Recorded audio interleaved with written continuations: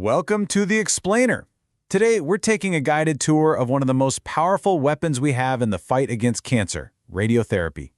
We're going to go behind the scenes to break down exactly how this incredible technology works, from the massive machines all the way down to the meticulous millimeter-by-millimeter planning that goes into every single treatment. So, let's kick things off with a fundamental problem.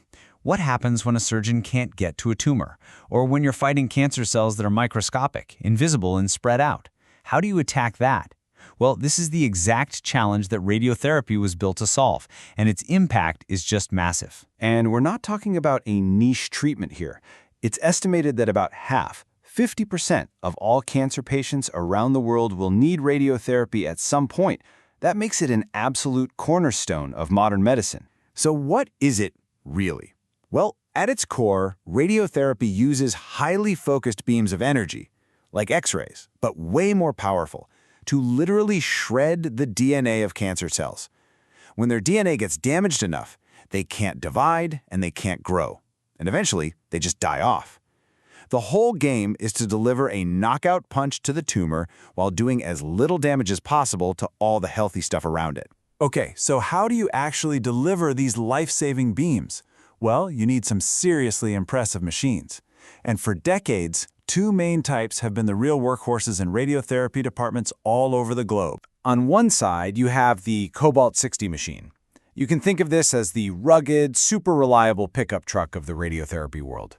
It's mechanically simple, it's tough, and it uses a physical piece of radioactive cobalt as its power source. Then, on the other side, you have the linear accelerator, or LINAC. And if the Cobalt-60 is a pickup, the LINAC is a high-performance sports car. It generates radiation electrically, it's more powerful, it's more versatile, but yeah, it's also a lot more complex and expensive to keep running. And when you dig into the details, you really see those trade-offs. The LINAC can deliver radiation much faster, so treatments are quicker, and its beam has a much sharper edge, less fuzziness. Physicists call this a smaller penumbra, and it basically means you can aim with more precision. But the Cobalt-60 unit is way less demanding. It's easier to maintain and doesn't need as much power or support, which makes it an absolutely vital tool in many parts of the world. But here's the thing. Having a powerful machine is only half the story. The real magic, and frankly the mind-boggling complexity, happens before a single beam of radiation is ever turned on. You have to create this incredibly detailed blueprint for the attack. And it's a whole workflow, a meticulous process involving a whole team of experts. It all starts with getting super detailed pictures of the patient's insides, usually with a CT scan. Then comes the critical step of mapping out the target, followed by designing the beam angles, running a ton of safety checks, and only then do you actually deliver the treatment. It all begins with the radiation oncologist. They act like a detective, poring over the scans to meticulously outline what's called the gross tumor volume, or GTV. This is the enemy you can see. It's the part of the cancer that's clearly visible on the images. But, you know, cancer's sneaky. There are almost always microscopic little tendrils of disease that have spread just beyond what you can see. So to account for this invisible threat, the oncologist adds a safety margin around that GTV. This new, bigger area is called the clinical target volume, or CTV. And we're not done yet. There's one more margin. Because let's be real, patients aren't statues. They breathe, their organs shift a little, and setting them up in the exact same position every single day is impossible. So the team adds a final margin to account for all that movement and uncertainty. This creates the planning target volume, or PTV. The best way to think about it is with painter's tape. The CTV, the tumor and the microscopic bits, that's the wall you absolutely have to paint. The PTV is the larger area you tape off around it. That extra boundary gives you the wiggle room you need so you can be confident that even if things move a bit, the paint, the radiation, is going to perfectly cover the entire area you intended, every single time. Okay, so with all this talk about millimeters and precision, you can probably guess what's absolutely paramount here: safety. The technology is amazing, but it's the human system of checks and balances that really ensures every treatment is delivered both effectively and safely. And this is definitely not a one-person show. It truly takes a village. Every single plan is the result of this intense collaboration between the radiation oncologist, the doctor, the medical physicist and dosimetrist, the scientists and planners, and the radiation therapists, the technologists who are on the front lines delivering the care every day. A core piece of this safety net, something the International Atomic Energy Agency really champions, is creating a no-blame culture. The idea is to make it safe for anyone on the team to stick up their hand and say, "Hey, I think I made a mistake," or "I caught a near miss."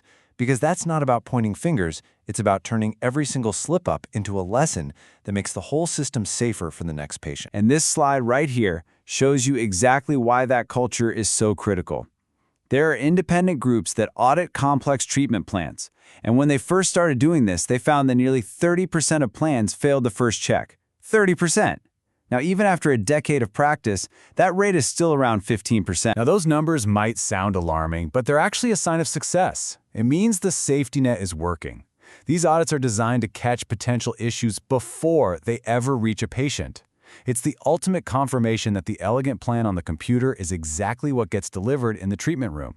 We check, and we check again. So we've seen how powerful and complex and precise radiotherapy is. It's an incredible tool. But now we need to zoom all the way out. Because when you look at the global picture, you realize that just having access to this life-saving technology is, for many, a total lottery. The difference is just staggering.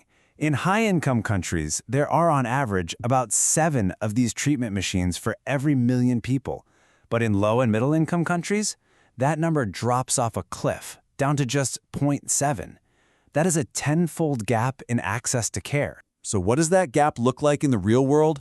Well, it's estimated there's a global shortfall of over 5,000 radiotherapy machines, and almost all of them are needed in the developing world, which is exactly where the cancer burden is growing the fastest. And as we spent this whole time explaining, it's never just about the machine, is it?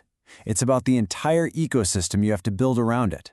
The special shielded rooms, the stable electricity, the service contracts, and maybe most important of all, the teams of highly trained physicists, therapists, and doctors you need to run it all safely. And all of this leaves us wrestling with a really profound question for the future.